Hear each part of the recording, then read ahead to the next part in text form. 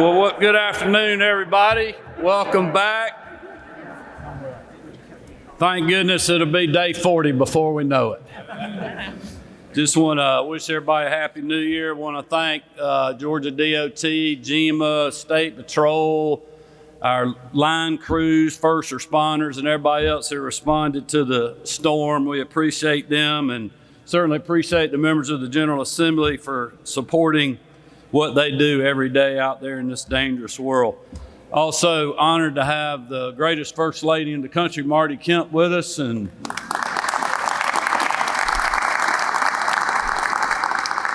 chaperoning and supervising her today is the First Lady of the House, Dale Burns. We appreciate y'all being with us. Appreciate Lieutenant Governor Burt Jones, Speaker of the House John Burns, and especially want to thank Budget Chairman Blake Tillery, Senator Blake Tillery, and Representative Matt Hatchett for being with us today, and certainly all these legislative leaders that are behind us. We appreciate you all's partnership so much. We have together made incredible progress in our classrooms. Since 2019, we have raised public school teacher pay by nearly $10,000. We have restored the promise of the Hope Scholarship. We have provided $230 million to our higher education system to eliminate the special institution fee to help keep college affordable for our scholars.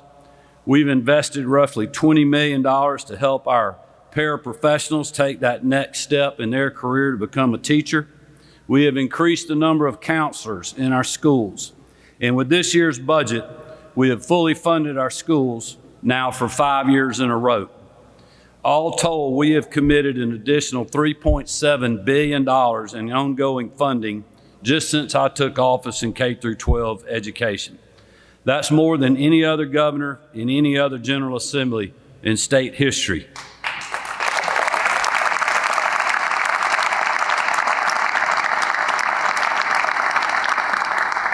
And it ensures our students and teachers have the resources for a quality education. Today, with the support of the people you see here, standing shoulder to shoulder, I'm proud to say that this year we will build on those investments by fully funding our classrooms and adding an additional $10.3 million for local schools for pupil transportation. As many school districts have experienced growth over the last several years, this new funding will ensure they can transport students to school without having to cut into other parts of their budgets. I'm grateful to the leaders up here with me that they have agreed to this infusion that will directly affect our local communities. But we also know that a quality education requires a safe learning environment. That's why we work together to strengthen campus security for every school in the state.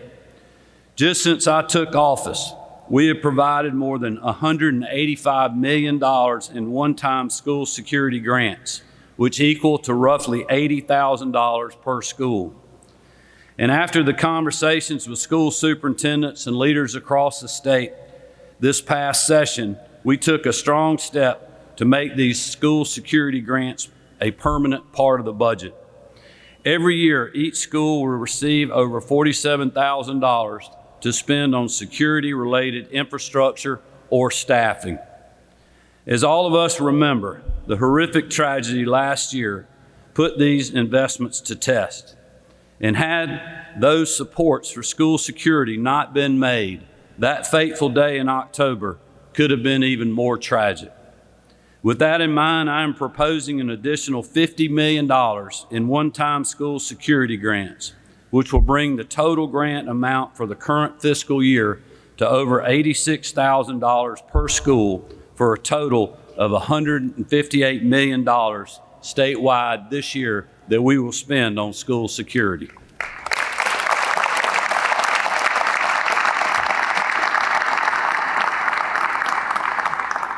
We will also be looking into how we can best improve the student to school psychologist ratio and provide funding for crisis counseling training, further building on the progress we've made in prior budgets on this issue.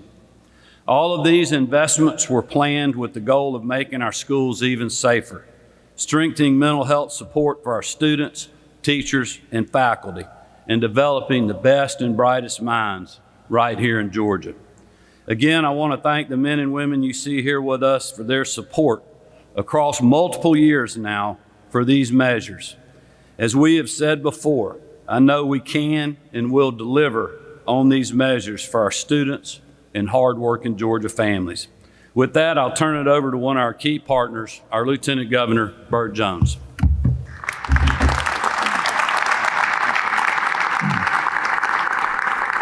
Good afternoon. Thank you, Governor Kemp. Thank you so much. Thank you, First Lady Kemp, for being here today. It's great to be here with the Speaker of the House, Speaker John Burns.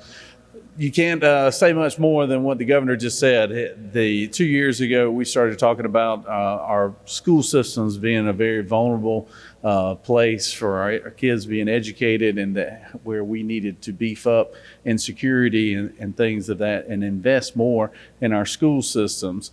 We did that then, and had it not been for the investments that we had made, as the governor said, the tragedy that did hit Appalachia a year ago could have been much, much worse. And we're going to continue. This is going to be an ongoing effort where all three chambers, the executive branch, as long as the House and the Senate, are always going to continue to work on building on what the governor has put forth here in the last year, and what we're going to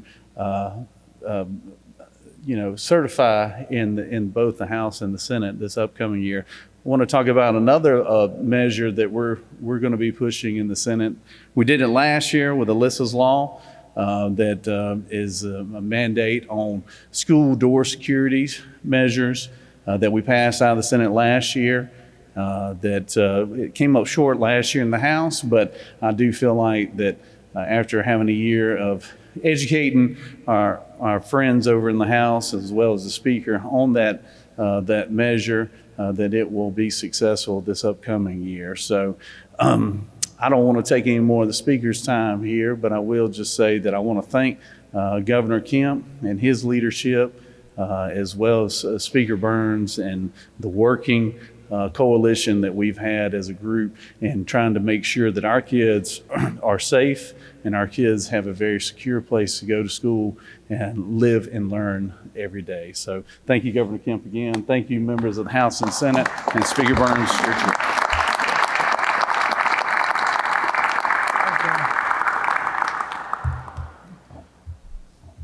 Governor Jones, you're right. I do need some time, because our chaplain of the day this morning in the House said he had about a 2-hour message, but he thought he could get it done in 45 minutes. He stayed on that plan. So I don't have quite that much, but y'all know what I know.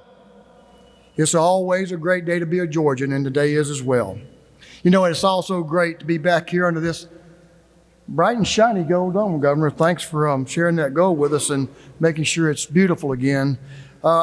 This 2025 legislative session is with Governor Kemp, Lieutenant Governor Jones, and all of our members in the House and Senate. We're ready to go. We're ready to get to the people's work. That's where we are, and we've talked a lot about it. Now we're ready to get to work. We talk a lot in the House about education, where this increasing pre-K funding, early literacy initiatives, teacher pay raises, or school safety. And we're proud of the work we've done to create incredible educational opportunities for Georgia students. We're certainly going to continue building on our successes, as the governor said.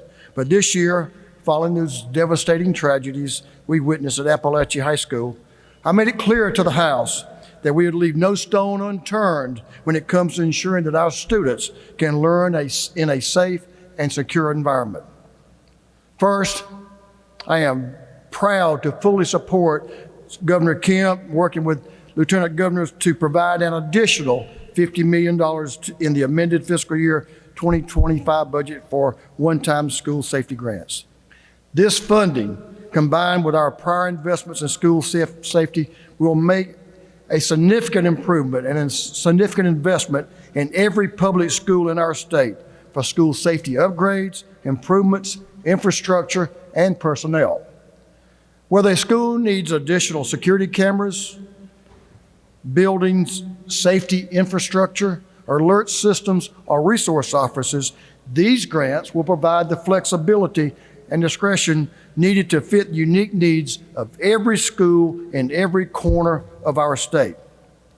Next, the House is going to continue discussion around school safety cameras and put forth measures to require any revenue generated from school-owned cameras infractions to be designated for school safety. The intended purpose of these cameras is to keep our students safe as they travel to and from school each day. And it just makes good common sense that the revenue generated from their use is designated to just that: keep our children, teachers, and schools safe. Next, we'll take steps to address our students' access to mental health care.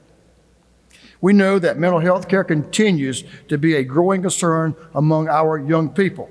That's why I'm proud to join with Governor Kemp in increasing funding to improve our student-to-school psychologist ratio.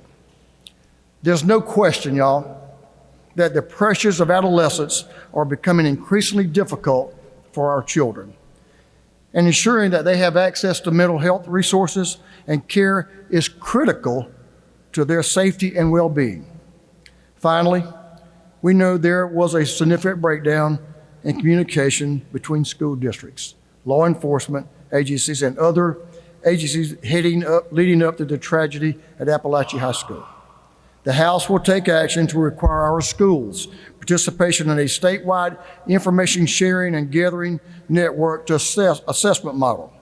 This model will aim to provide school officials and law enforcement agencies with the information they need to keep our schools, our students safe while maintaining the highest possible of privacy standards for students and families. Our children are our future. They are the future of our state, and our educational system is the foundation of their success. The House looks forward to working alongside my friend, Lieutenant Governor Jones, our colleagues in the Senate, and Governor Kemp to ensure the success of K-12 education here in the great state of Georgia. Thank you. Governor Kemp.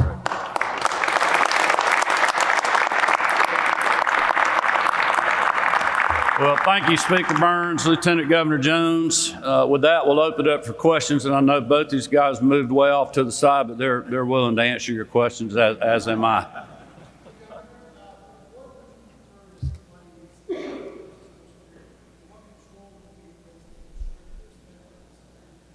Well, I will just commend the members of the General Assembly. When we did this first, I campaigned on this issue in 2018 with complete local control. We did grants. I believe it was in my first big budget, and the General Assembly went along with that. When we did the second round, we changed up who was, kind of how the money would be distributed, even though it was still going to the local school systems. They had complete local control, because look, they know their schools and their campuses better than we do.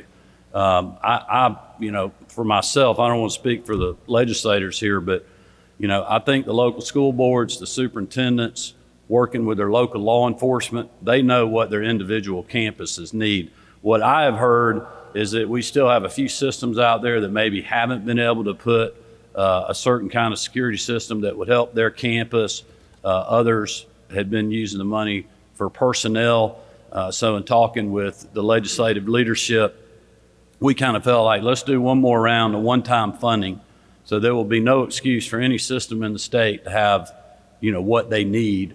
And then you still got the continuation funding that these legislators or the folks that were here last year put in the continuation budget of the funding formula. So that's going to keep going next year and the year after that. But this will help people that haven't been able to do something with one-time money, hopefully be able to finish that out, and we'll see what they want to do. You're going to have some systems that, want to put additional hardware. As somebody mentioned earlier, you'll have some of them that want to go with, a campus-wide security, maybe more cameras, communications in every classroom, whatever it is. We just want the money to go and support those kind of things, and then certainly the legislature will be digging into that as we go through the budget process too, and working with the local systems. I will say that the system we have in place, everybody early on had to have a security plan for their district before they could get the money, to make sure we knew what they were going to spend that money on. We weren't dictating what they should spend it on. We just want to know that they had a detailed plan to do that, so they're getting a good bang for the buck, and that the taxpayer can rest assured that this is going to keep our kids and our teachers and our school system staff safe. Education groups have asked for more spending on the APEX mental health program, as well as social workers and counselors, in addition to psychologists and professors. Is choosing to do only the psychologists, is that a choice about how much money is available?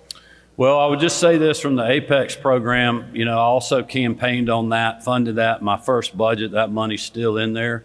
The problem is finding these professionals is very, very hard. That's something our state's been working on, is to continue to find more of these counselors and other people in our classrooms. So I'm open to all of the above. I mean, look, if you think about what we've done on mental health in this state, the General Assembly last year, in the budgets we propose, we're spending more money now on mental health than we ever have in the history of our state. And we'll continue to do that. I would rest assured with the budgets that I'll be proposing anyway, and I'm sure the legislature is very supportive of that as well.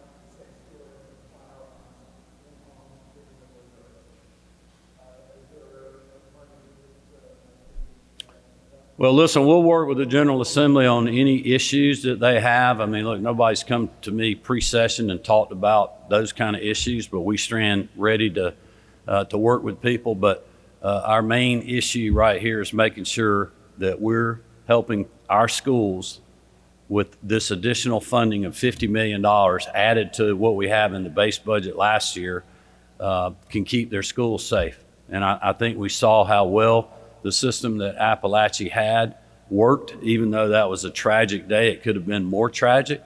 If we had not had that funding for that school system, I dare to think what would have happened. All right, thank you all for being here. Looking forward to a great session.